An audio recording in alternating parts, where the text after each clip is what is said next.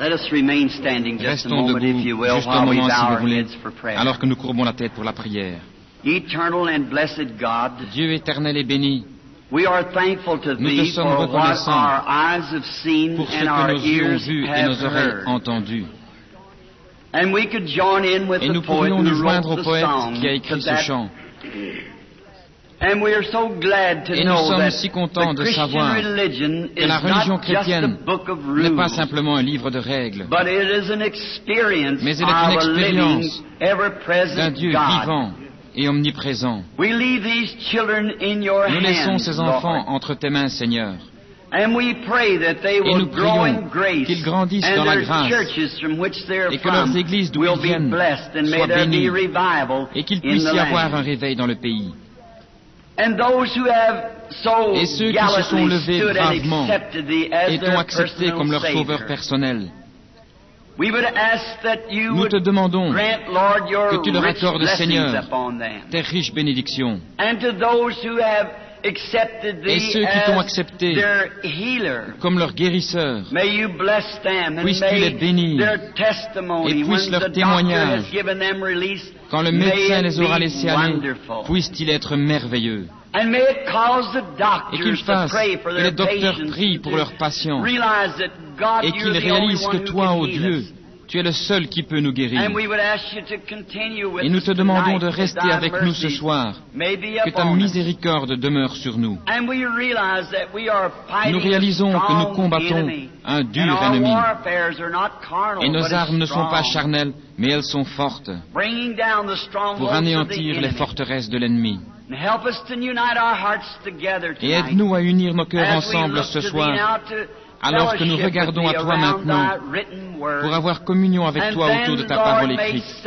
Et ensuite, Seigneur, que les pécheurs trouvent leur place à l'autel de Dieu dans leur cœur et qu'ils se repentent et deviennent tes enfants. Et alors que les malades soient guéris et que la gloire puisse se trouver dans la ville parce que tu nous auras visités. Nous le demandons au nom de ton Fils Jésus. Amen. Vous pouvez vous asseoir.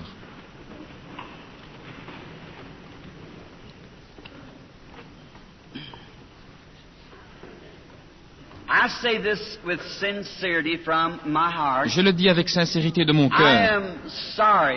Je regrette ce soir que ceci est la réunion de clôture de nos rencontres.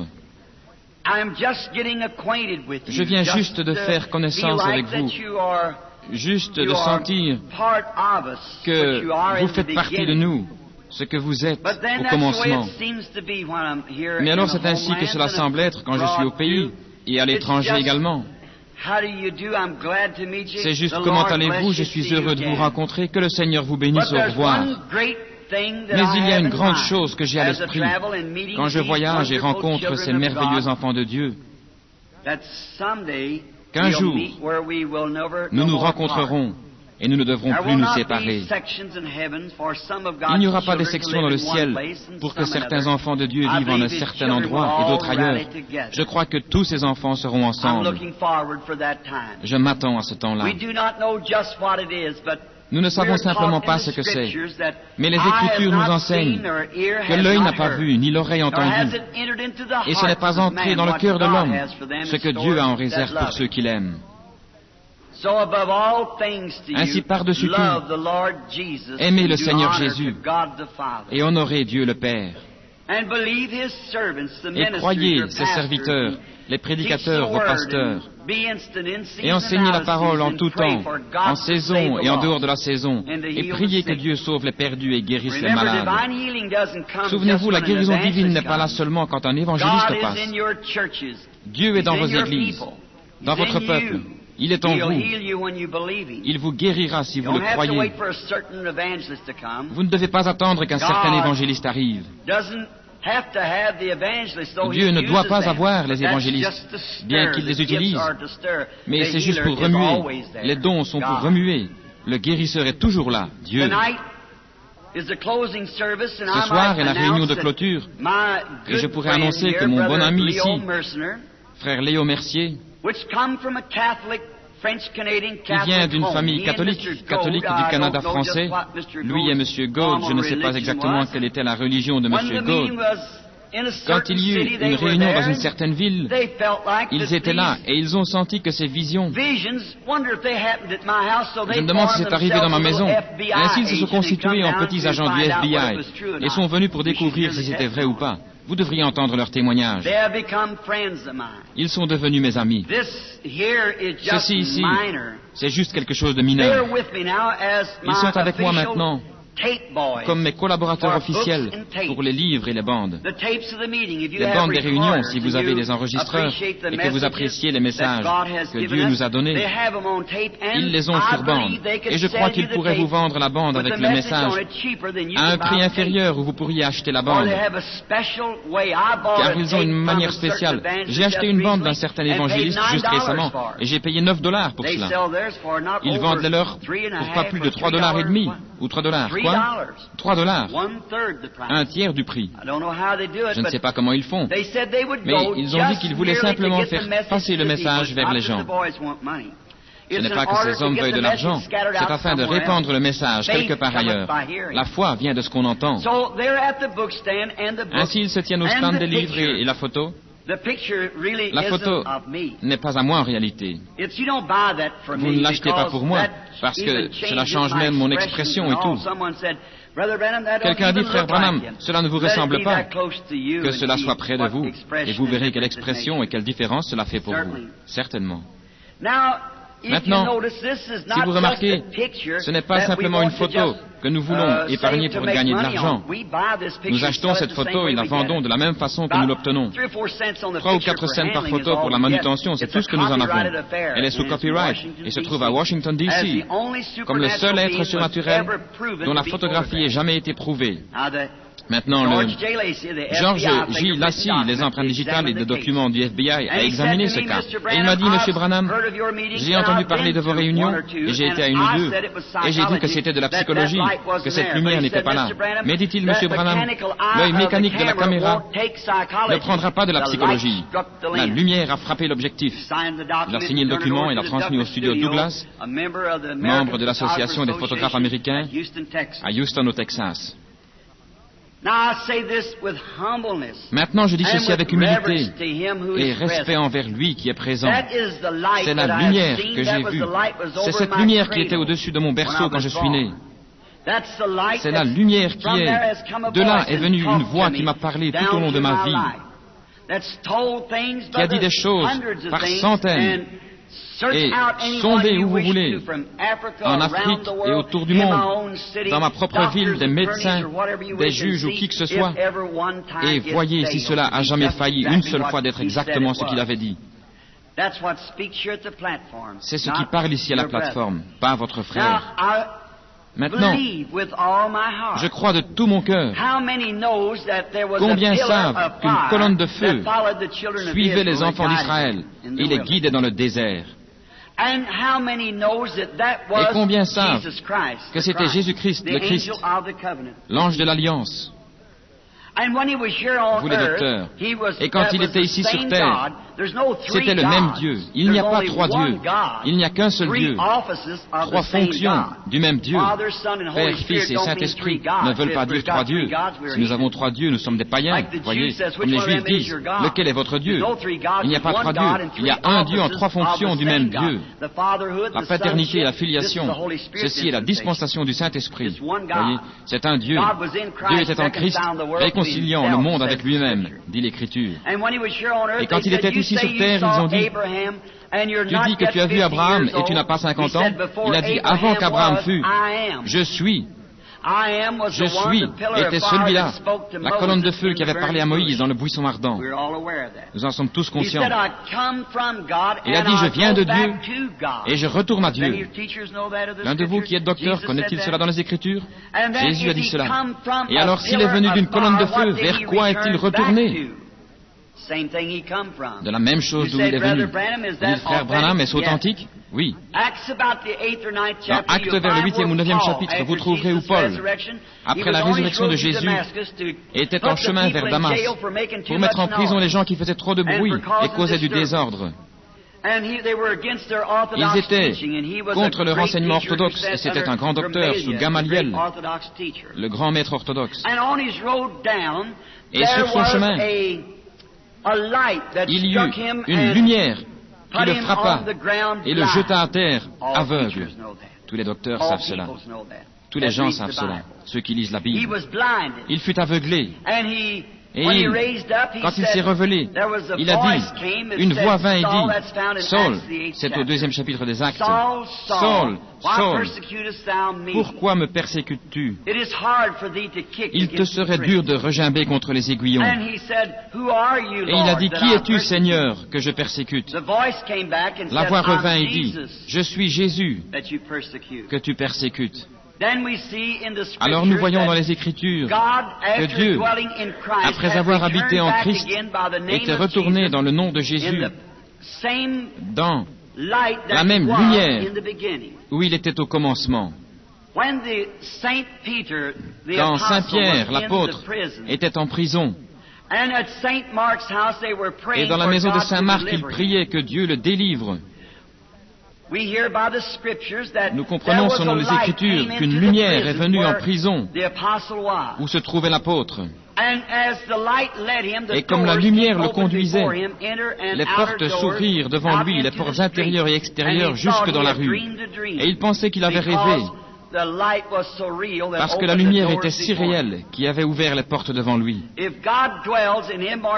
Si Dieu habite dans l'immortalité, alors il ne peut pas mourir. Il est immortel. Et c'est lui que nous adorons ce soir. C'est lui qui a fait la promesse. Les œuvres que je fais, vous les ferez aussi. Il a promis à son Église qu'il agirait dans son Église, parmi ses membres,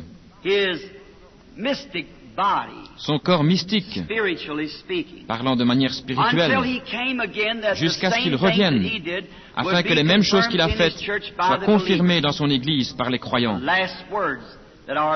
Les dernières paroles que notre Seigneur a dites, comme il quittait la terre, furent aller dans le monde entier et prêcher l'Évangile à chaque créature. Celui qui croit et est baptisé sera sauvé. Celui qui ne croit pas sera condamné. Et ces signes suivront ceux qui auront cru. Nous ne pouvons rien ajouter ou retrancher à cela. Nous devons croire ce que Dieu a dit. Vous pouvez obtenir la photo. Et les bandes sont au stand des livres, ainsi que les livres. Ça a été un plaisir d'être avec vous ces quelques soirées. J'apprécie qu'il y a les reporters ici, toute leur bonté et leur gentillesse pour essayer de faire avancer la cause. Ils ont été des gentlemen qui sont venus et ont fait un rapport honnête des réunions. Et j'apprécie cela. Et je suis sûr que les gens apprécient cela. Parfois les gens sont critiques. C'est parce qu'ils ne savent pas. S'ils ne savent pas mieux, alors nous avons pitié de telles personnes, parce qu'ils ne savent pas mieux. Et ce serait une chose horrible, mes amis, de penser, si vous étiez l'une de ces personnes qui ont critiqué Christ et qui ne croyaient pas. Si vous aviez suivi les réunions et remarqué ce qui arrive à des gens qui sont devenus fous, sont morts de cancer, ont été paralysés après les réunions. Ce n'est pas simplement ma parole, ce sont des faits authentiques, des documents signés et enregistrés. J'ai vu des gens dans la réunion être paralysés et devant être emmenés hors de la salle, qui étaient venus en se moquant, pour troubler. J'ai vu des gens qui ont perdu la raison, et 2 jours plus tard, on les trouvait dans la rue, des officiels de la ville de Phoenix, en Arizona, complètement fous. Ils sont morts ainsi, faisant appel à la miséricorde et demandant que quelqu'un vienne prier pour eux. On ne joue pas à l'église. Ce jour-là est terminé. Nous vivons dans l'église du Dieu vivant. Ainsi soyons respectueux et ayons de la révérence pour le Dieu que nous adorons. Maintenant, je désire remercier les gens qui nous ont fait avoir l'auditoire. Nous sommes reconnaissants pour ce privilège. Que le Seigneur vous bénisse. Et pour les policiers qui se sont tenus ici chaque soir et qui ont été très respectueux et gentils, j'apprécie.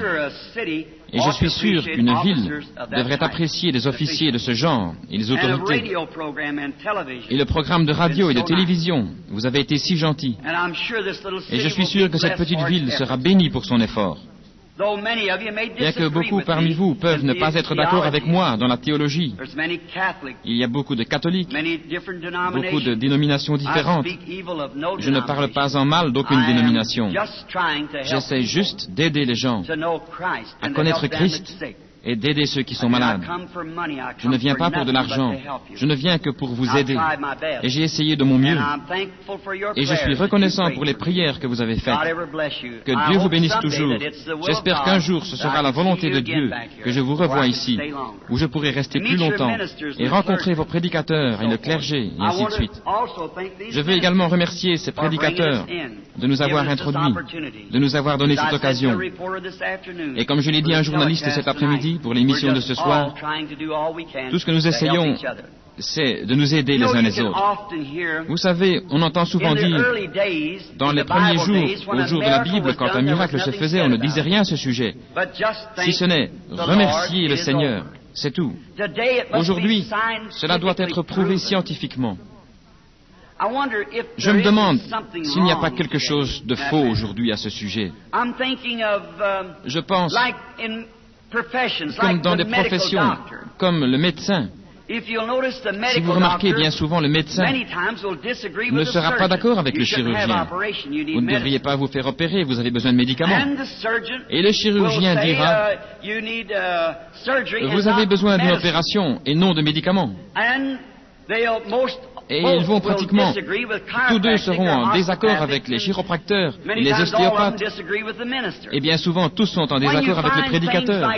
Quand vous voyez des choses comme celle-là, mes amis, à mon opinion, tout comme avec les gens d'église, c'est une motivation égoïste. Si nous nous intéressions les uns aux autres, le docteur, le chiropracteur, l'ostéopathe, qui font tous du bien, nous le savons. Mettons nos épaules et nos bras ensemble et allons de l'avant pour rendre la vie un peu meilleure aux gens avec qui nous vivons. S'il n'y a pas de motivation égoïste, je suis certain que c'est l'attitude que nous prendrions. Maintenant, je vais lire quelques passages des Écritures de la parole éternelle de Dieu. Et alors, brièvement, nous nous occuperons des malades, Dieu voulant. Maintenant, demain soir, nous devons commencer à... Quel est ce nom? Pittsfield, dans le Massachusetts. De là jusqu'à Boston, je crois, Everett. Et alors dans le Maine, de retour au Texas de nouveau, et au-delà de la mer. Maintenant, je désire lire ce soir, dans Saint Luc, au 2e chapitre, le verset 25.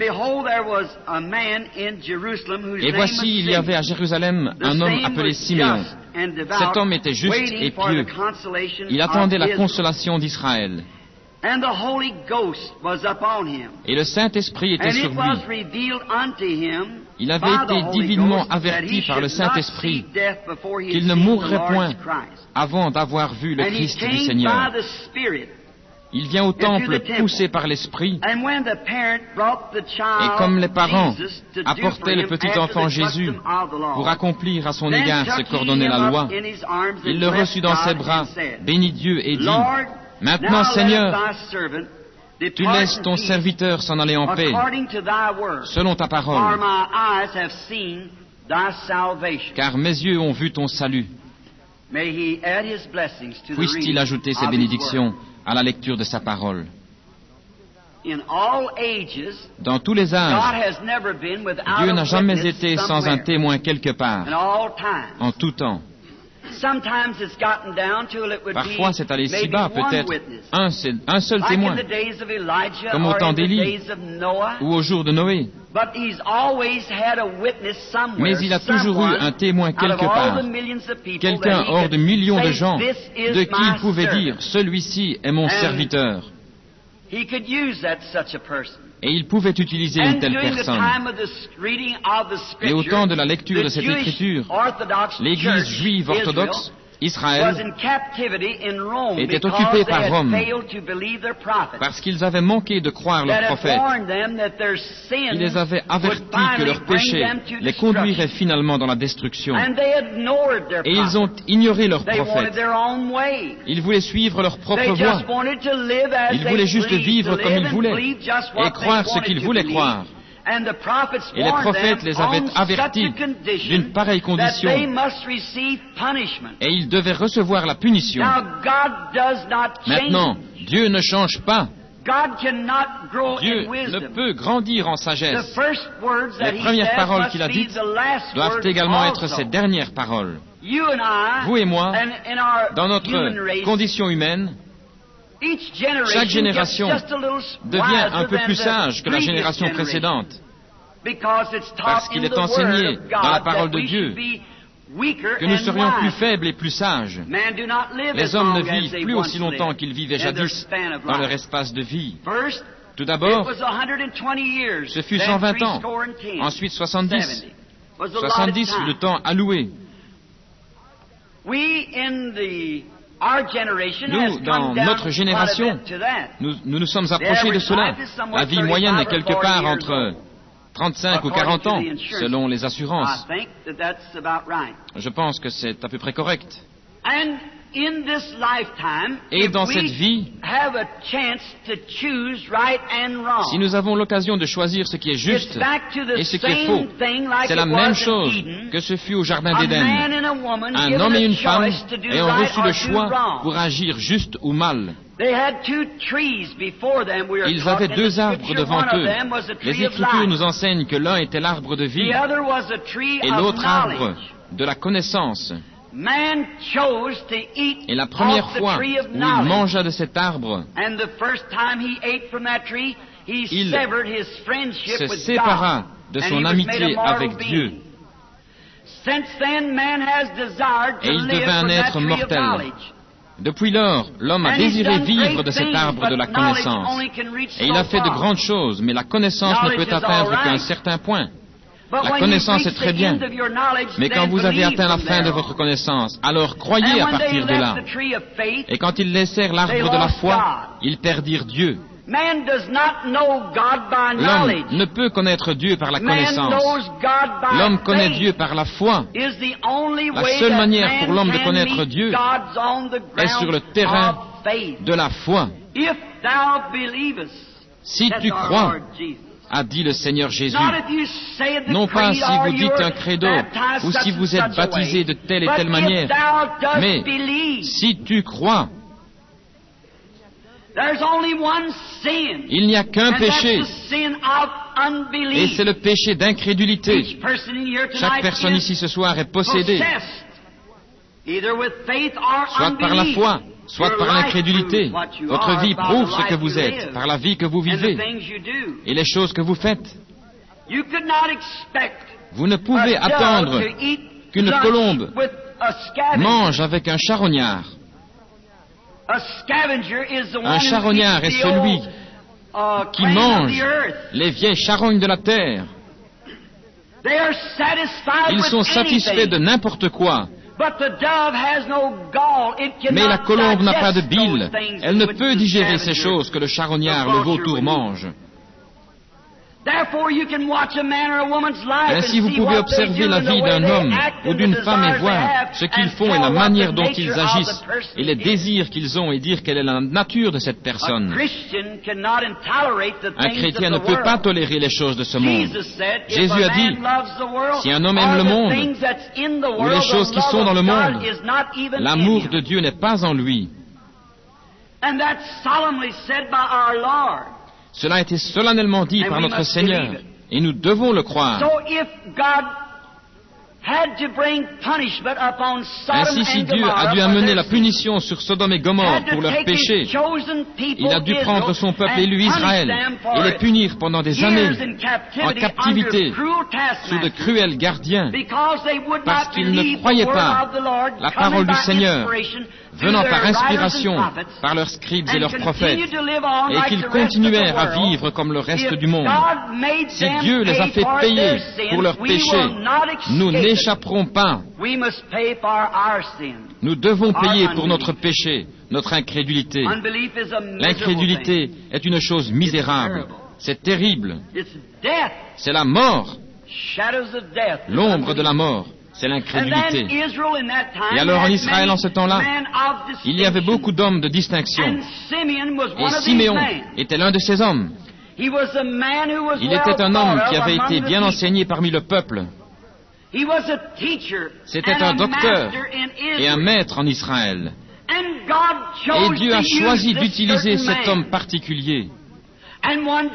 Et un jour, pendant qu'il était en prière, le Saint-Esprit vint à lui et dit, « Siméon, tu ne verras pas la mort jusqu'à ce que tu aies vu le Christ. »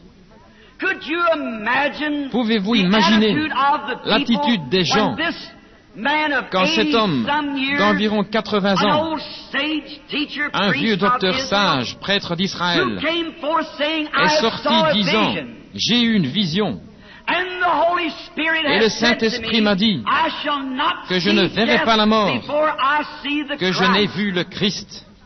S'il y avait un temps où ils ne s'attendaient pas au Christ, c'était en ce jour-là. Ils l'avaient attendu depuis le jour d'Éden. Depuis que la promesse avait été faite, la semence de la femme écrasera la tête du serpent. David, Samuel, et tous les prophètes avaient regardé et prophétisé et attendu le Messie. Et ici, un homme de 80 ans, au moment où on s'y attendait le moins, avait fait la déclaration, « J'ai vu l'ange du Seigneur. » Et il m'a dit que je ne mourrai pas avant d'avoir vu le Christ. Oh, je peux imaginer les autres prêtres dire, « Le vieux est au bout du rouleau. » Ou peut-être il a perdu la raison. Et dire aux autres prêtres, « N'écoutez pas ce gars-là. Parce qu'il est fou, laissez-le tranquille. » Ainsi il dira lui-même à tout le monde qu'il est fou. Nous savons que les anges n'apparaissent pas aux hommes de nos jours. Nous savons que ces choses n'arrivent pas. Cela n'est pas arrivé depuis le temps des prophètes et de Moïse. Mais le vieux prêtre savait ce dont il parlait. Cela lui avait été révélé par le Saint-Esprit. Et il tint ferme son témoignage. Et il n'avait pas honte de dire aux autres, je ne verrai pas la mort, que je ne vois le Christ. Il avait raison, car cela lui avait été révélé par le Saint-Esprit. Maintenant, il n'y a pas deux Saint-Esprits. Il n'y a qu'un Saint-Esprit. Et si le Saint-Esprit est dans les églises, conduisant les gens, il les conduira de la même manière. Et alors vous connaîtrez si votre église a raison ou non. Cela sera comparable avec la conduite du Saint-Esprit au commencement, la manière dont il le fit en premier lieu. Maintenant, nous remarquons cet homme avec cette affirmation et tous les gens qui se moquaient de lui. Et il n'y a jamais eu d'âge. Sondez l'histoire. Sondez les Écritures. Il n'y a jamais eu d'âge où une personne que Dieu ait appelée et dont le monde se soit moqué. Voyez les Écritures. Considérez le Seigneur Jésus. Considérez les prophètes, considérez les saints, et trouvez s'il y a jamais eu une telle chose. Jamais, dans toute l'histoire du monde. Le monde a montré ce qu'il était quand ils ont dit « Donnez-nous Barabbas et non pas Jésus ». Et qui a dit cela? L'Église. Non. Non pas le monde extérieur. L'Église a dit cela. Nous ne voulons pas Jésus, nous préférons avoir un meurtrier. Cela sera exprimé de lui-même alors. Et il en est de même aujourd'hui. Mais le véritable croyant dit, je désire Jésus. Nous souhaitons l'avoir. Maintenant, nous découvrons que, situons la chose dans une petite histoire, étant donné qu'il y a des petits-enfants, et rendons les choses simples afin que les petits comprennent. Ils formeront la génération de demain s'il y en a une. Remarquons, nous dirions que Siméon, c'était un lundi matin. Le jour du sabbat avait été un grand jour. Et maintenant, c'est lundi matin. Et Siméon est dans son bureau, étudiant la parole de Dieu. Disons qu'il regardait dans le rouleau d'Ésaïe. Et il arrive au 9e chapitre et au verset 6. Et là, il est écrit ceci. Un enfant nous est né. Un fils nous est donné. Et le gouvernement sera sur ses épaules. Et son nom sera appelé Conseiller, Prince de la paix, Dieu puissant, Père éternel.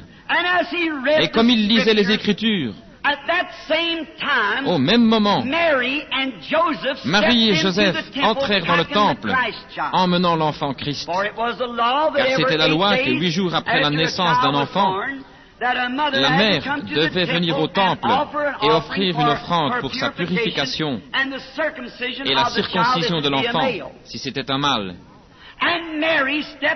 Et Marie entre avec l'enfant.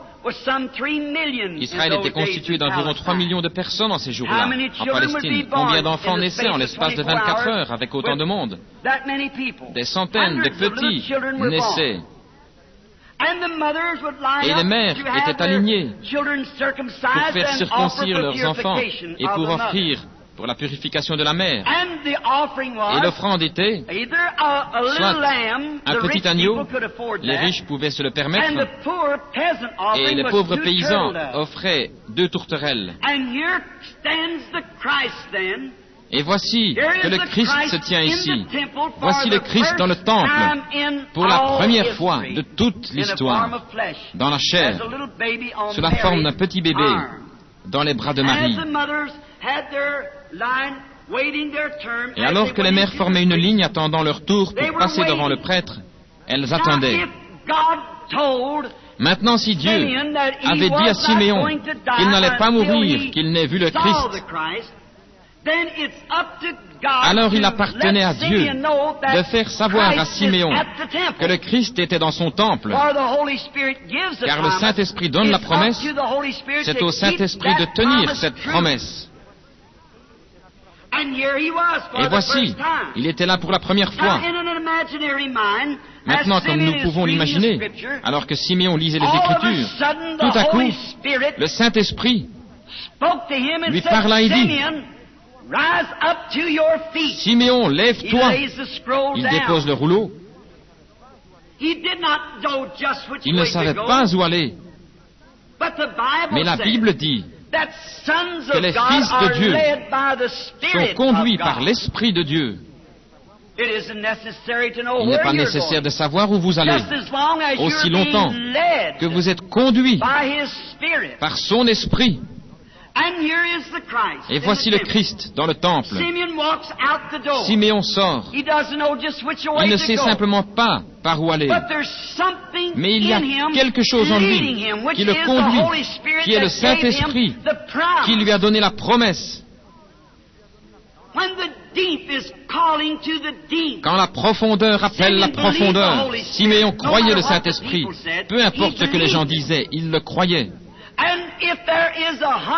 Et s'il y a une faim ici pour quelque chose, il doit y avoir quelque chose d'abord pour répondre à cette faim. Sinon, vous n'auriez pas cette faim. Puis-je dire ceci? Avant qu'il y ait une nageoire sur le dos d'un poisson, il y avait de l'eau premièrement pour qu'il y nage. Sinon, il n'aurait pas de nageoire. Tout est pour une cause. Avant qu'il y ait un arbre qui puisse grandir sur la terre, il devait y avoir une terre pour qu'il y grandisse. Sinon, il n'y aurait pas d'arbre. En d'autres termes, je dis ceci. Avant qu'il puisse y avoir une création, il devait y avoir un créateur. Maintenant, il y a quelque temps, j'ai lu dans un journal qu'un petit garçon mangeait les gommes des crayons à l'école. Et sa mère en était alarmée. Et alors un après-midi, à sa surprise, elle trouva le petit garçon assis dans la véranda en train de manger la pédale d'une bicyclette. Elle en fut fort alarmée. Elle prépara rapidement le petit et l'emmena à la clinique. Pendant que les docteurs examinaient son sang et lui faisaient passer un examen complet, ils découvrirent que son sang avait besoin de soufre. Maintenant, on trouve du soufre dans le caoutchouc. Vous voyez, avant qu'il puisse avoir besoin de soufre, il devait y avoir du soufre d'abord pour répondre à ce besoin, sinon il n'aurait jamais éprouvé ce besoin. Et aussi longtemps que des hommes et des femmes, protestants et catholiques, juifs ou quels qu'ils soient, aussi longtemps qu'il y a quelque chose dans leur cœur qui réclame la guérison de Dieu, il doit y avoir un endroit quelque part où ils peuvent trouver cette guérison, où il doit y avoir un créateur pour pouvoir créer ce désir avant qu'il puisse y avoir un désir. Beaucoup de catholiques vont vers cet écrin de reliques. J'ai oublié le nom, j'étais là, à Paris. J'étais à Notre-Dame là, où la sœur qui est enterrée là, et les gens ont frotté le sommet de la pierre pour la guérison, la priant de leur donner la guérison.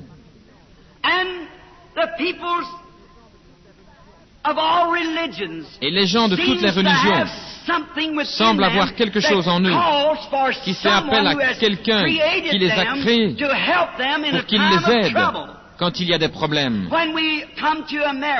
Quand nous sommes arrivés en Amérique, à Plymouth Rock, nos ancêtres ont découvert l'Indien qui adorait le soleil.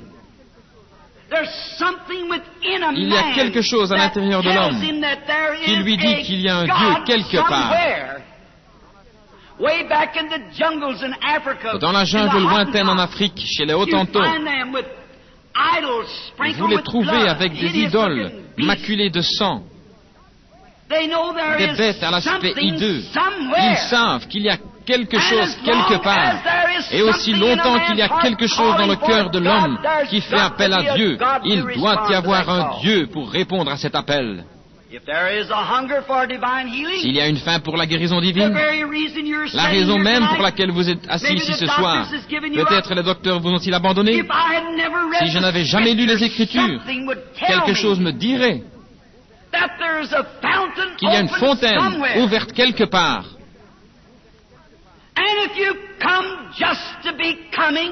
Et si vous êtes juste venu comme cela, et que vous vous attendiez à trouver quelque chose à critiquer en venant ici, Satan vous le montrera. Vous obtenez toujours ce que vous attendez. Dieu a promis cela. Si vous êtes venu pour trouver du bon, si vous êtes venu pour connaître Christ et pour le voir et pour lui parler de votre maladie ou de votre âme, Dieu veillera à ce que vous le trouviez. Vous obtenez ce que vous attendez. Toujours. Tout dépend de ce que vous vous attendez à trouver. Maintenant, Siméon s'attendait à trouver l'enfant Christ parce que la promesse avait été faite. Et à la première petite secousse venue à son cœur, qui ressemblait à la même qui lui avait parlé en premier lieu, il se leva, dit l'Écriture, et fut conduit par l'Esprit, le même Esprit qui avait donné la promesse. Maintenant, si le Saint-Esprit ne change pas, et il a donné la promesse de la guérison divine pour tous les âges dans sa parole, qu'est-ce qui vous a amené en cet endroit ce soir? Dieu est lié à sa parole. Et s'il est lié à sa parole et que vous croyez qu'il est un guérisseur, il est obligé de vous amener à cette fontaine où il y a la guérison. Si vous avez soif pour de l'eau, il doit y avoir de l'eau à boire quelque part, sinon vous n'auriez jamais soif. C'est pourquoi vous êtes ici ce soir. Observons ce que Siméon a fait. Maintenant, il n'est pas nécessaire que vous soyez ici. Vous pourriez être à l'autel dans votre église, dans votre propre maison. Vous pourriez être à votre hôtel ou quelque part où vous auriez fait votre hôtel. Dieu vous rencontrera où vous voulez le rencontrer. Mais vous avez entendu que d'autres ont été guéris. Ainsi donc, vous êtes venus pour voir. Je crois que vous l'avez fait. Sinon, que Dieu ait pitié de votre âme pécheresse. Car vous n'avez fait que prendre la place de quelqu'un qui serait venu avec sincérité. Remarquez alors, si vous avez été conduit par le Saint-Esprit, c'est le même Saint-Esprit qui a fait la promesse dans la Bible, qui vous a amené ici. Observez la manière dont il l'a fait. Quand le Saint-Esprit a parlé à son cœur, il s'est levé, ne sachant pas ce qu'il allait faire. C'est par la foi. Il a marché vers le temple, dans le parvis extérieur, et il a remarqué les femmes qui étaient alignées. Ensuite, le Saint-Esprit commença à le conduire. Il s'est dirigé vers les femmes et a commencé à remonter la ligne de femmes. Observez, voici une jeune fille qui n'a pas plus de 18 ans.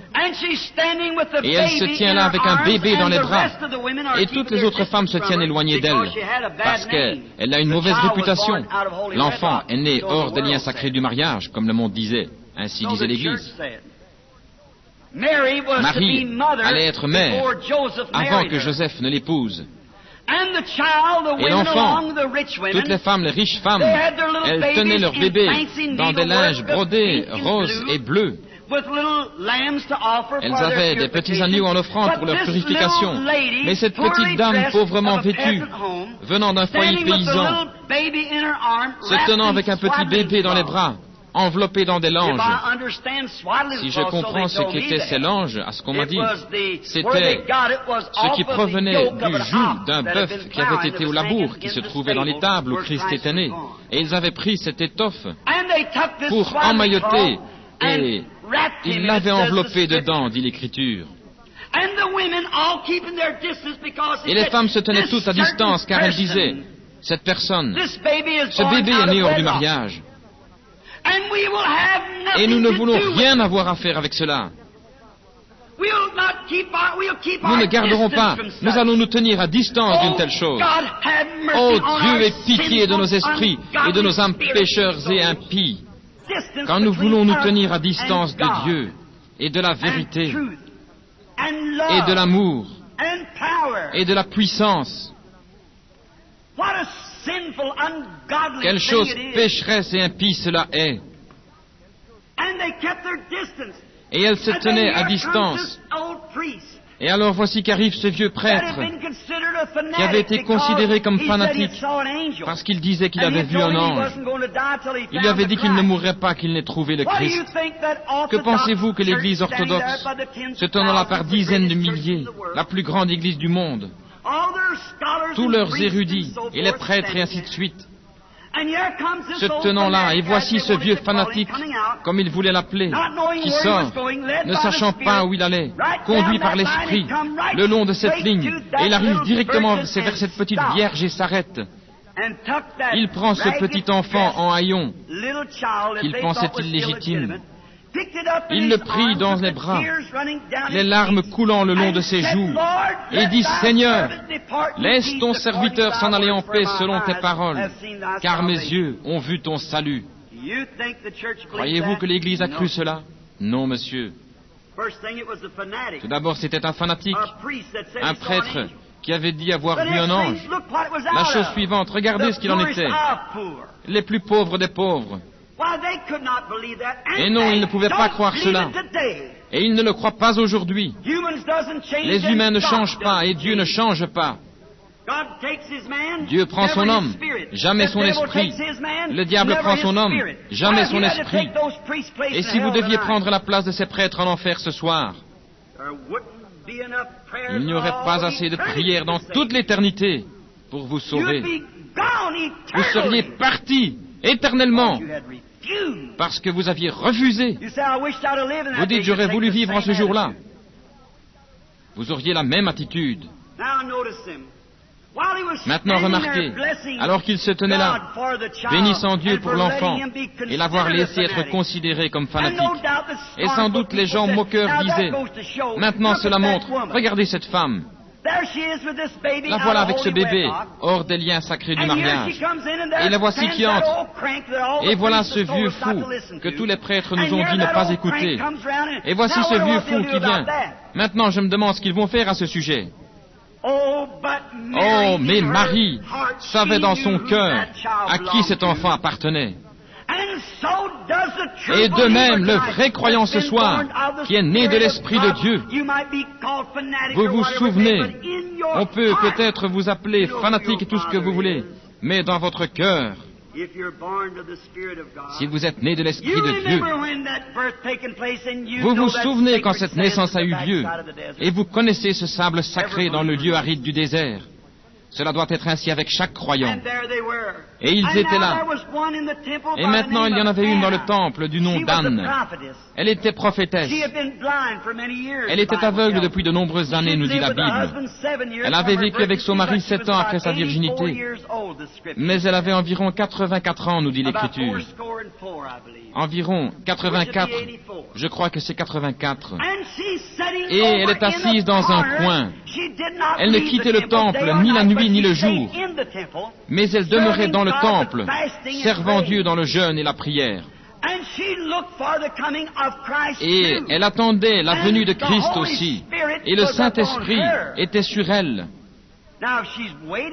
Maintenant, si elle l'attendait, le voici dans le temple, et elle se leva, aveugle.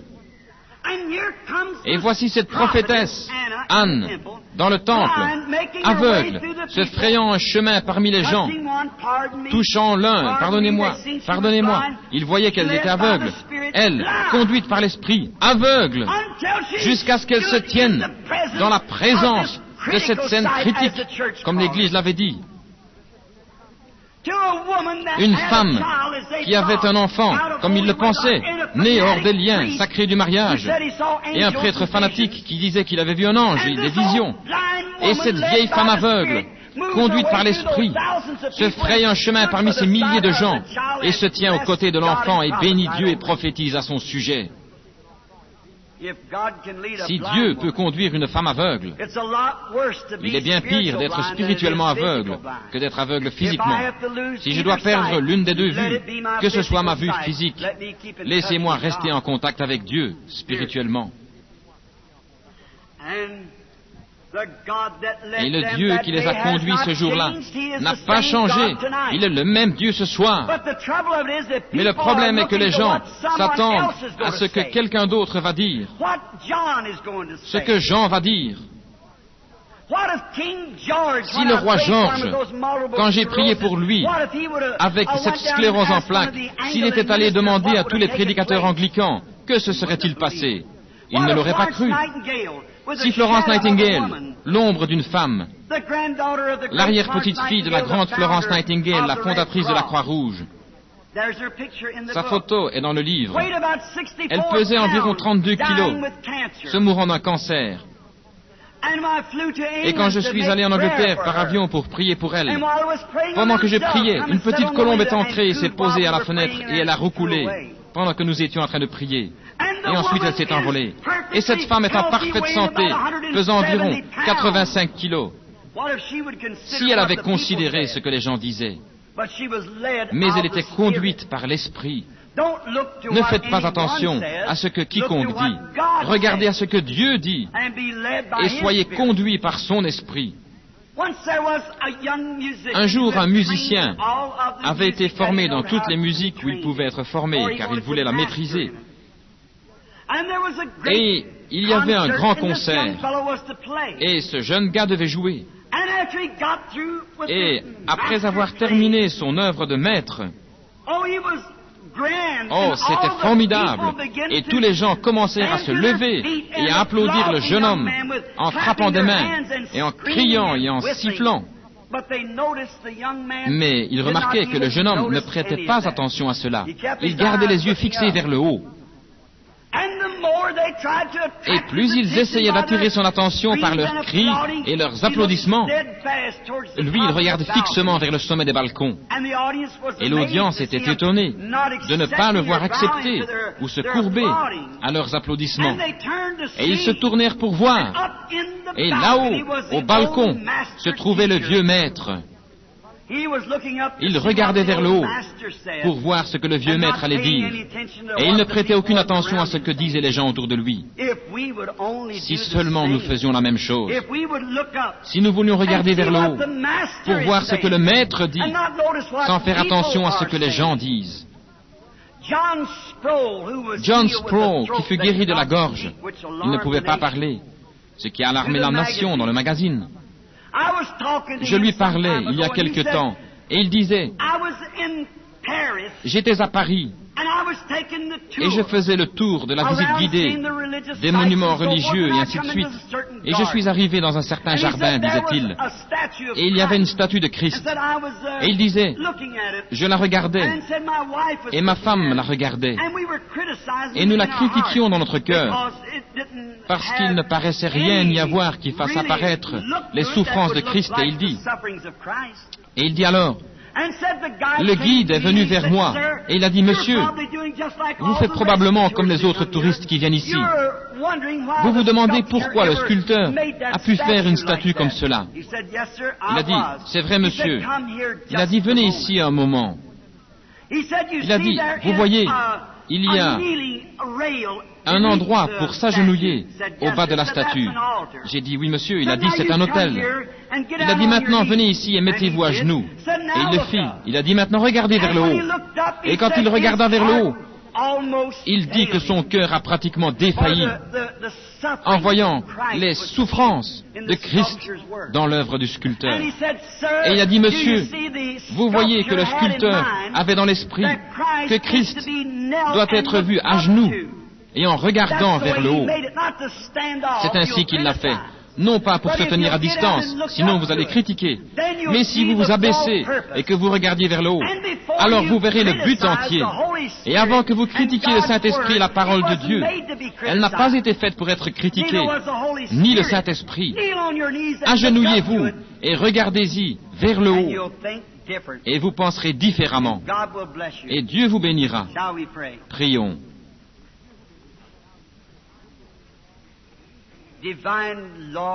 Seigneur divin, qui a ramené le Seigneur Jésus, ton Fils, des morts, et qui nous l'a donné comme mémorial de ton amour et de ta grâce.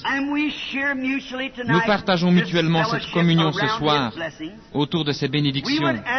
Nous te demandons de venir vers nous ce soir, de la même manière que lorsque tu étais ici sur la terre dans un corps physique, et que tu agisses ce soir dans ton corps mystique, l'Église, et que tu fasses les choses que tu as faites quand tu étais ici sur la terre, afin que quand le grand jugement viendra, et que chaque homme et chaque femme, chaque garçon et chaque fille devra se tenir à ce jugement, et cela peut être avant le matin.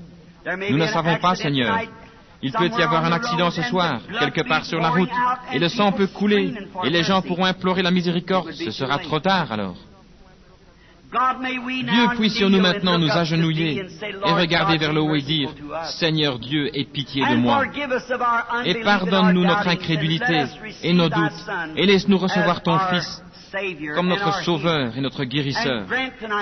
Et accorde ce soir, Seigneur, alors que ton Église se soumet à ton esprit, et ton serviteur, accorde, Seigneur, que de grands signes du Christ ressuscité apparaissent, comme notre cher frère l'a expliqué à l'auditoire dans la première partie de la réunion, car nous le demandons au nom de Jésus. Amen.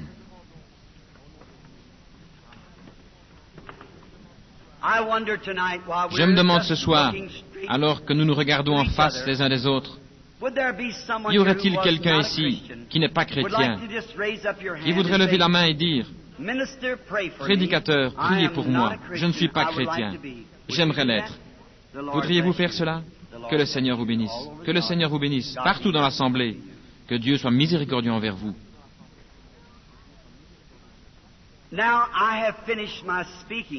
Maintenant, j'ai terminé de parler sur le sujet de l'expectative. Qu'avez-vous attendu ce soir? Les Écritures disent que Christ est ressuscité des morts. Et s'il est ressuscité, il demeure le même hier, aujourd'hui et éternellement. Combien étaient ici dans les réunions précédentes et ont vu l'œuvre du Saint-Esprit? Voudriez-vous juste lever la main? Merci. Combien sont ici pour la première fois? Voudriez-vous lever la main et dire « Je suis ici pour la première fois » ? Je suis très heureux de vous voir ici ce soir. Maintenant, je dis ceci avant de commencer à prier pour les malades. Si jamais il y avait quelqu'un, une personne, qui soit critique, je dois dire ceci en conformité avec la loi. Je ne suis pas responsable de ce qui leur arrivera à partir de maintenant, voyez. Maintenant, si vous êtes ici et que vous ne soyez pas respectueux, je vous demande maintenant, pendant que nous chanterons ce chant et que nous appellerons la ligne de prière, que vous puissiez sortir. Si vous pouvez rester et que vous soyez respectueux et respectable, alors nous serons responsables de cela dans la suite de la réunion. Que le Seigneur vous bénisse. Maintenant, nous appelons les cartes de prière. Je pense que le premier soir, nous avons appelé les gens qui avaient les cartes. Ils les ont numérotées afin que tout le monde ne court pas sur la plateforme en même temps. Ce n'est pas une arène maintenant. C'est un lieu de rencontre de chrétiens qui sont appelés l'Église, son corps mystique qui se rassemble. Maintenant, je crois que le premier soir, nous avons pris la première partie. Mon fils a distribué 100 cartes ici. Et hier soir, nous avons simplement prié pour les gens qui n'avaient pas de cartes, juste dans l'auditoire.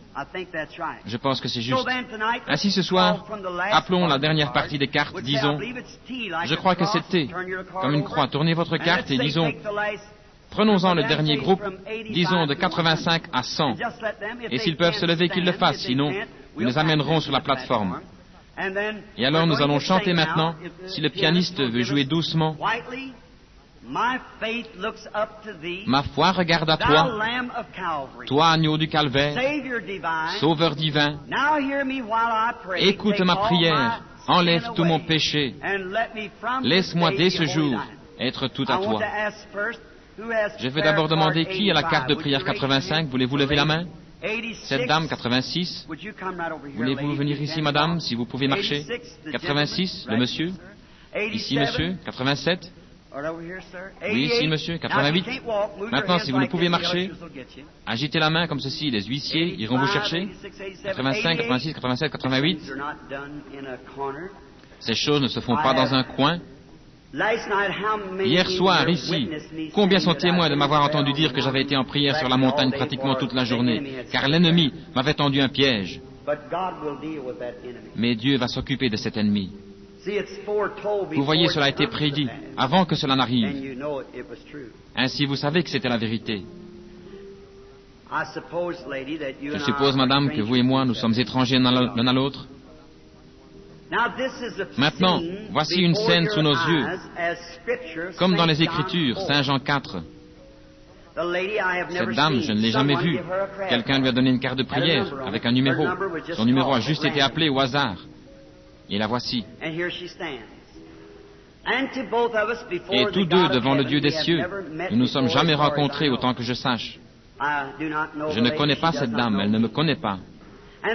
Et alors, c'est ainsi que c'était dans Saint Jean, au 4e chapitre de l'Évangile. Un homme et une femme s'étaient rencontrés là pour la première fois.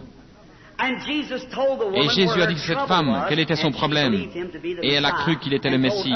Il a dit aux autres gens, n'est-ce pas le signe du Messie? S'il demeure le même ce soir qu'il était alors cela continuera d'être le signe du Messie. Et il a promis qu'il le ferait juste avant la destruction du monde. Nous vivons à cette heure. Nous sommes marqués.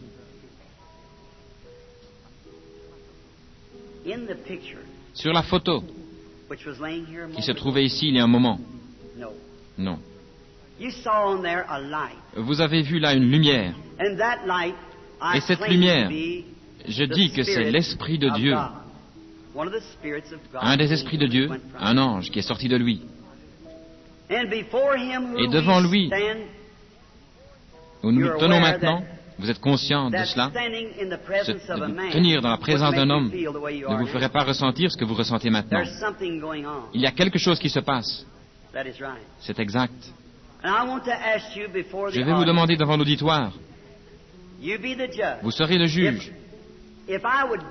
Si je devine et que je dise que vous êtes malade et que quelque chose ne va pas avec vous, ce que je ne sais pas, mais vous pourriez dire, le frère devine cela. Mais s'il vous dit quelque chose que vous savez, quelque chose qui, comme il l'a fait dans la Bible, comme il l'a fait avec la femme au puits, ou quelque chose au sujet de laquelle vous savez que je ne sais rien, et qu'il fasse cela, alors vous saurez qu'il y a ici quelque chose de présent qui vous connaît. Moi pas. Croirez-vous que c'est l'Esprit de Dieu? Le croirez-vous? L'auditoire croirait-il la même chose? Puisse-t-il l'accorder?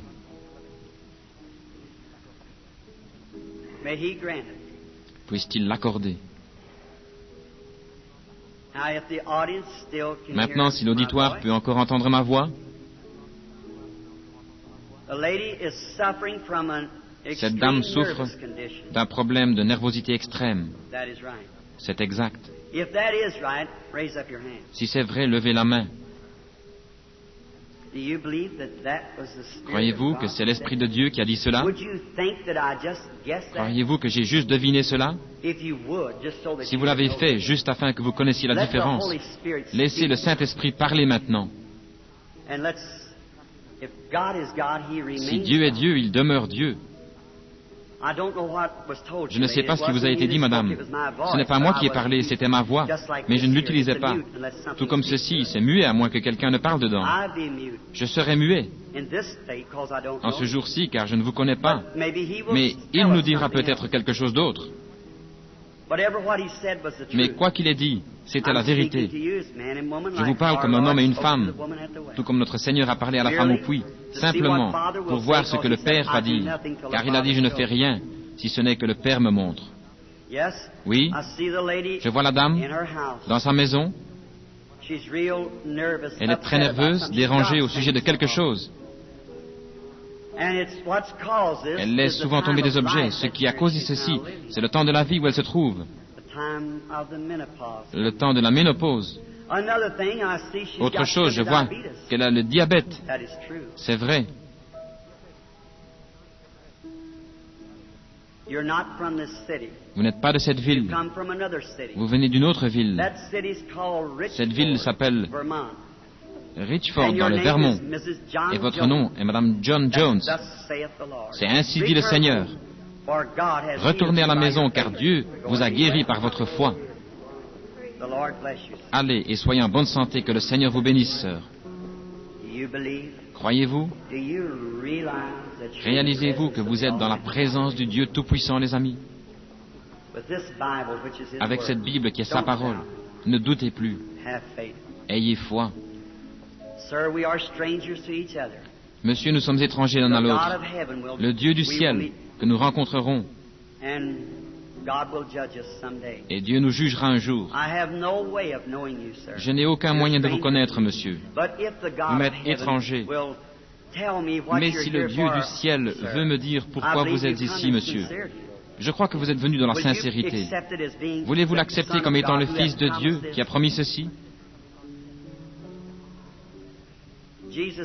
Jésus demeure le même, celui qui a rencontré Nathanaël. Deux hommes se sont rencontrés. J'essaye de citer les Écritures dans chaque cas, afin que les gens voient le parallèle et sachent que ce n'est pas moi, un homme. Je n'ai rien à voir avec cela, monsieur. Vous souffrez également d'un problème de nervosité extrême. Et vous êtes devenu si nerveux que cela a porté sur votre cœur. Vous avez un problème de cœur, c'est exact. Des palpitations. Vous n'arrivez pas à dormir, je vous vois en train de vous relever la nuit, essayant de reprendre votre souffle, c'est la vérité. Pas seulement ça, mais vous croyez que je suis le serviteur de Christ? Laissez-moi vous dire, afin que vous me croyiez davantage. Vous avez quelqu'un dans votre cœur avec vous, et vous désirez la prière pour lui. C'est votre mère. Elle a des complications, n'est-ce pas? Vous avez une très bonne foi. C'est vrai. Vous êtes catholique pour commencer. Vous êtes catholique. Je vous vois avec un rosaire. Ainsi, cela ne peut être caché. Vous êtes catholique, c'est parfaitement vrai. Votre foi vous guérit, monsieur. Le croyez-vous? Retournez et donnez gloire au Dieu du ciel pour votre guérison. Que Dieu vous bénisse. Que le Dieu du ciel vous bénisse, mon frère. Veillez à cela, comme vous voulez, monsieur. Quelqu'un veut-il venir ici, s'il vous plaît? Croyez-vous? Ayez simplement la foi maintenant. Ne doutez pas. Ayez la foi.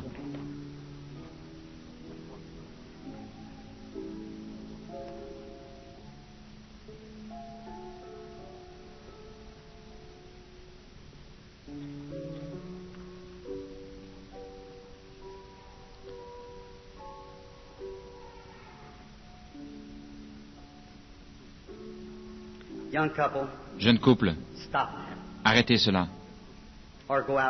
Ou sortez du bâtiment. Tenez-vous bien. Le Dieu du ciel va vous maudire.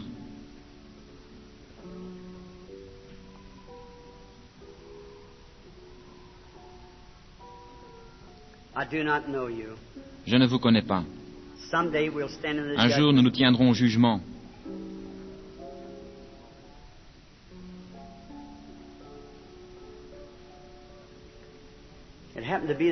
Il est arrivé qu'une bénédiction est venue sur une dame avec des lunettes là, avec le manteau marron. Elle souffre d'un problème de cœur, assise ici. Elle regarde autour d'elle. Croyez-vous que le Seigneur Dieu vous guérisse, ma sœur? Vous pouvez avoir ce que vous avez demandé, si vous croyez.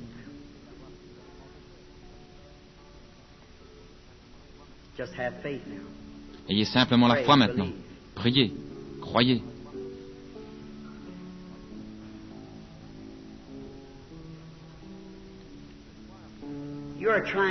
Vous essayez de croire, vous qui êtes assis là au bout de la rangée.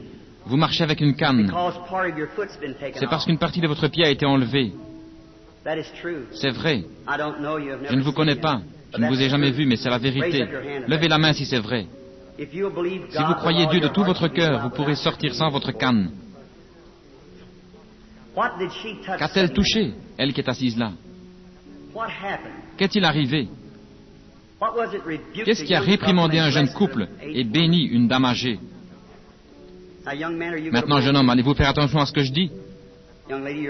Jeune dame, vous interférez avec le Saint-Esprit. Je vous avertis avant que cela n'arrive. Soit vous vous comportez bien, sinon l'huissier viendra vous faire sortir, ou la police là derrière. Maintenant, vous êtes dans une réunion religieuse, et cela peut vous coûter 2 ans pour des troubles. Comportez-vous bien. Non, pas en ce moment, messieurs les officiers.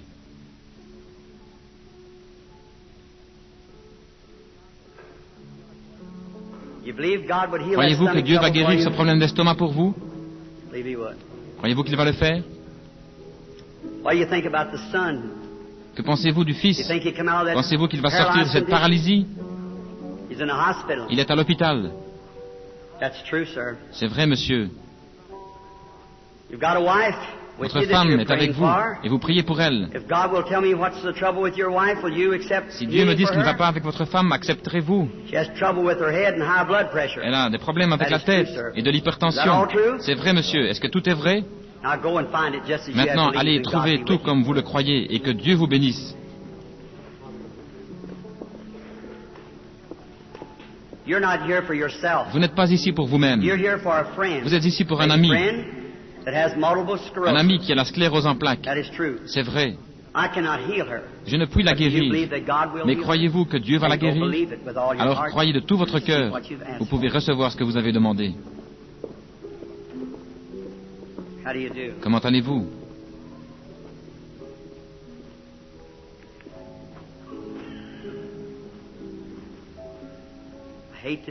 Je déteste faire ceci.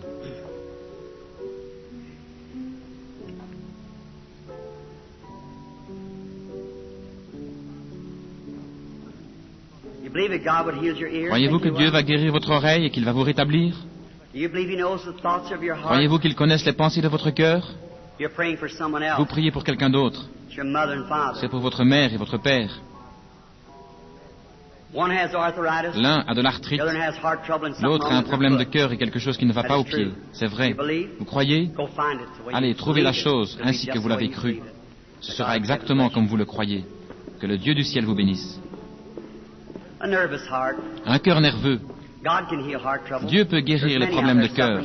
Il y en a beaucoup ici qui souffrent de la même chose.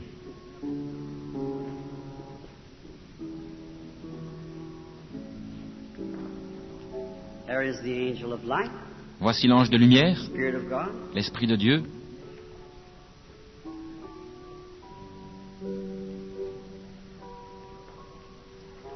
L'homme assis ici, au bout de la rangée, là derrière.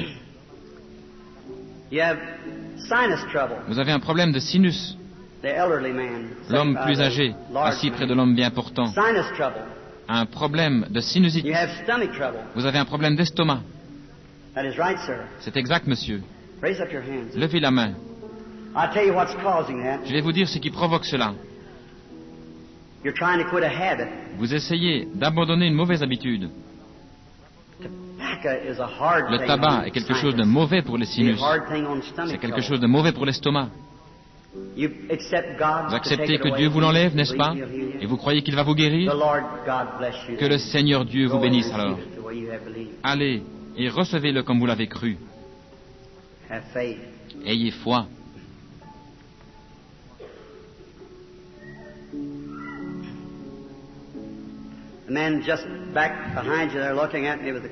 Un homme assis juste là derrière vous en train de me regarder avec ses lunettes. Vous avez de l'arthrite. Également un trouble de la tête. Si vous croyez de tout votre cœur, vous pouvez en être guéri. Étant donné que vous avez cela également, il y a une dame assise là, en train de me regarder, en train de regarder un enfant. Elle a des troubles de la tête également. C'est vrai. Ce sont vos petits-enfants de chaque côté de vous. C'est correct. Levez la main si c'est vrai. Je ne vous connais pas, n'est-ce pas? Vous êtes consciente que quelque chose est en train de se passer. L'un de vos petits-enfants souhaite la prière car il est nerveux. L'autre a une infection. C'est exact. Levez la main. Tous les deux sont guéris. Vous tous qui avez un problème de cœur, levez-vous juste un moment. Toutes les personnes avec un problème de cœur, il y en a trop pour les appeler. On ne peut simplement pas les saisir. Tenez-vous juste ici un moment, sœur.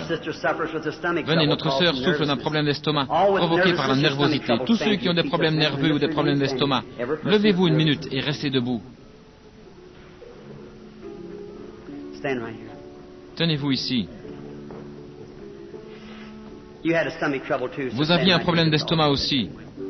Ainsi, tenez-vous ici, juste de la même manière. Croyez-vous, peu importe ce qui n'aille pas avec vous.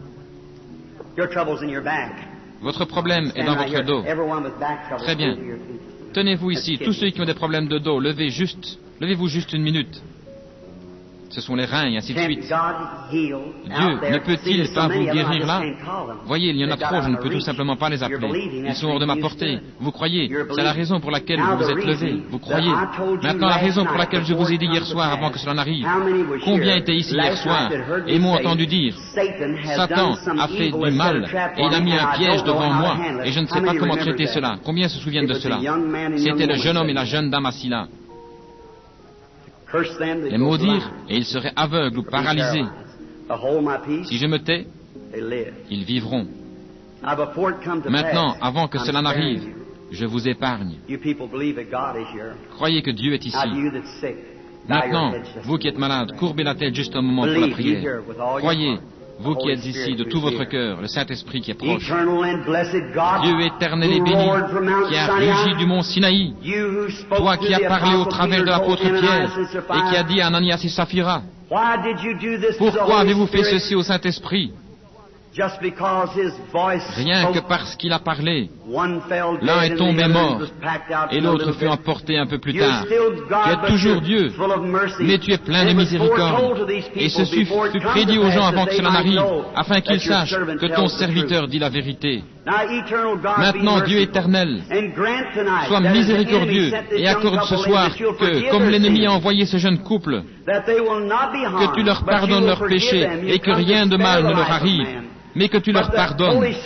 Tu es venu pour épargner la vie des hommes, mais le Saint-Esprit a envoyé ses bénédictions pour guérir les gens juste de la même manière. Ta grâce a surmonté cela. Mais maintenant les gens sauront, et le jeune couple saura que je n'avais rien à faire avec leur venue. Mais j'avais dit cela la nuit précédente qu'ils seraient ici. Maintenant, Seigneur Dieu, je te prie d'être miséricordieux envers ceux qui sont debout, ceux qui sont malades et affligés.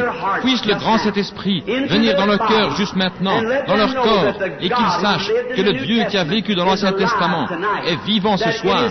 Cela a été prédit. Ensuite, cela arrive.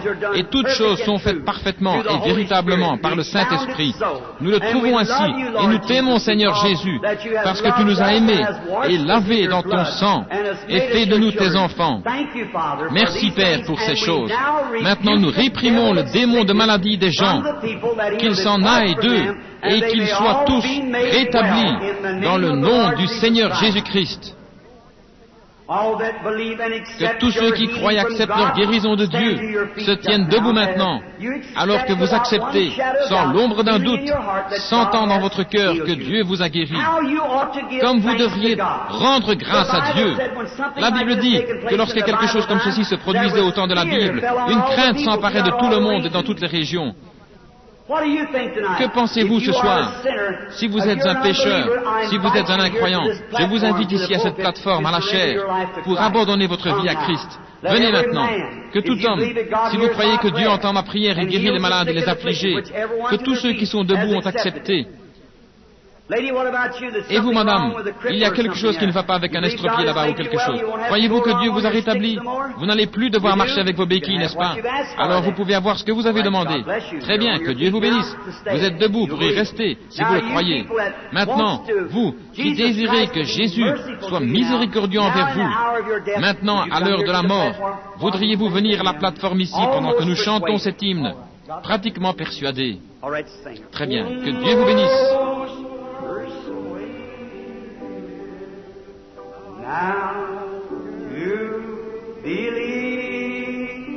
Pratiquement persuadé de croire maintenant. Pratiquement persuadé de recevoir Christ.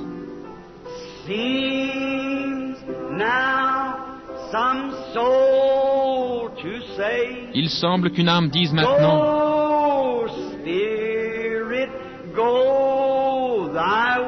va, esprit, va ton chemin.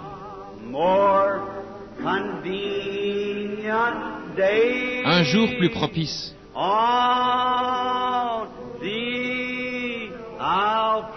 Je t'appellerai. Pratiquement persuadé. Faites-vous une place ici aux alentours, comme des gens pénitents qui viennent pour recevoir Christ. Quiconque veut qu'il vienne, catholiques, protestants. Il y a ici des catholiques et des protestants. Cela ne fait pas de différence. Nous ne vous demandons pas de changer d'église. Nous vous demandons dans la présence de Dieu, comme son serviteur. Et vous êtes témoins de ces choses.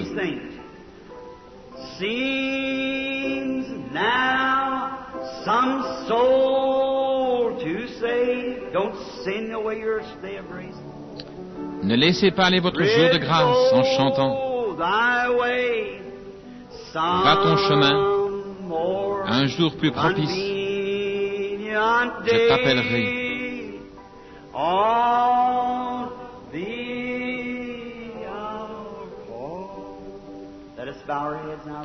Courbons la tête maintenant respectueusement dans la prière.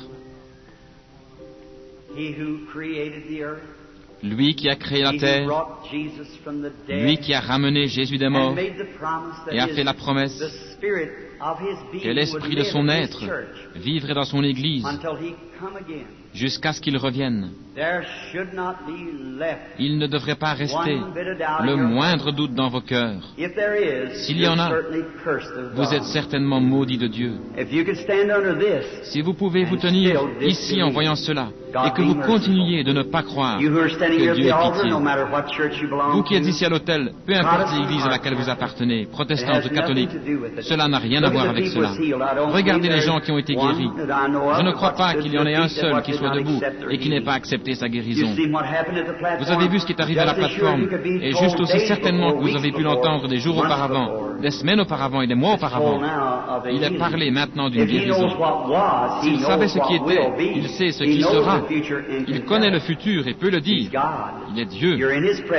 Vous êtes dans sa présence. Que Dieu soit miséricordieux envers vous maintenant. Priez et repentez-vous. Demandez à Dieu de vous pardonner et de vous donner sa miséricorde. Je suis sûr qu'il le fera. Et s'il y a quelqu'un d'autre qui désire venir en ce moment, nous ne vous disons pas d'aller dans une certaine église. Nous voulons que vous alliez dans n'importe quelle église que vous voulez. Mais nous désirons que vous veniez maintenant.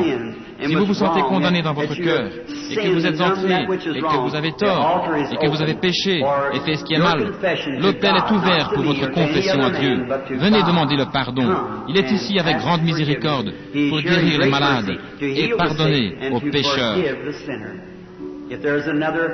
S'il y en a un autre, alors que nous chantons doucement, encore une fois, un hymne, ce verset, pratiquement persuadé, maintenant de croire, pratiquement persuadé maintenant de recevoir Christ. Voulez-vous le chanter? Et si vous désirez venir, priez, demandez simplement au Saint-Esprit. Il n'est pas nécessaire que je vous dise qu'il est ici, lui, ici. Vous savez qu'il est là. Chantons maintenant avec nos têtes inclinées en prière, alors que nous chantons.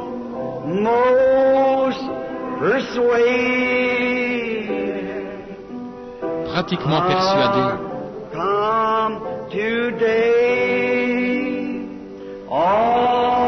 Je viendrai aujourd'hui. Pratiquement persuadé de recevoir Christ. Pratiquement ne peut pas suffire. Pratiquement c'est échoué. Triste, triste, cette lamentation, pratiquement, mais perdu.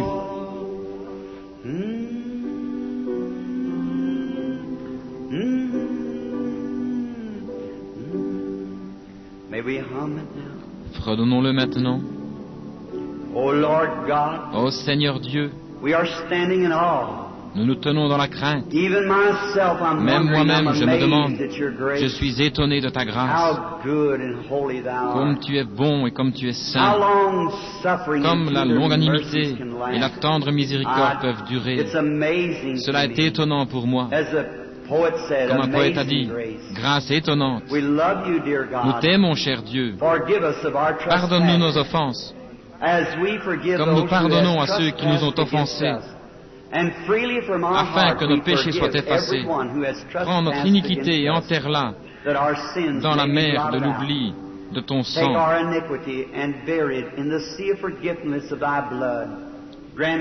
Accorde-le, Seigneur.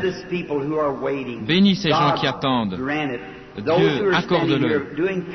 Ceux qui se tiennent ici, se repentant devant toi, demandant miséricorde parce qu'ils savent qu'ils sont dans ta présence. Ô Dieu éternel, donne-leur la paix dans leur cœur. Parle-leur. Donne-leur une expérience comme au jour de la Bible, car vraiment les jours de la Bible sont ici à nouveau, à la fin de cet âge des gentils. Bientôt, nous nous attendons au retour de Jésus. Nous ne savons simplement pas quand ce sera, jusqu'à ce que le monde soit réduit en poudre par une bombe atomique ou par une attaque prophétisée par les prophètes. Il y a des milliers d'années que le monde serait détruit et brûlerait comme une fournaise ardente. Et nous demandons, ô Dieu, que tu sois miséricordieux envers nous et accorde, Seigneur, que chaque personne qui se tient pénitente à cet autel, que leur péché soit parti. Je demande ceci comme ton serviteur me tenant entre les vivants et les morts. Je demande que la question de leur péché et de leur iniquité soit réglée.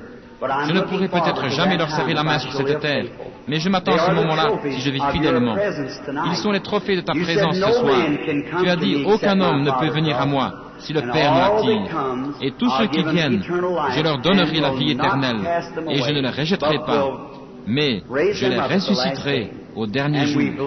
Et nous croyons cela, et nous appelons cela pour tes enfants qui sont pénitents à l'autel. Il y en a ici qui auraient dû venir et qui ne l'ont pas fait. Sois miséricordieux envers eux, cher Dieu, et accorde-leur la même chose, je prie. Maintenant, s'il en reste un quelque part qui n'a pas accepté la guérison, qui ne ressent pas que Christ l'a rétabli, puisse-t-il le recevoir ainsi en ce moment, et que l'on se souvienne longtemps de cette réunion dans la mémoire, même les petits-enfants si Jésus tarde. Nous croyons, Seigneur, que tu vas bénir ces gens pour leurs efforts et pour tout ce qu'ils ont fait. Nous te les remettons dans le nom de ton Fils, le Seigneur Jésus.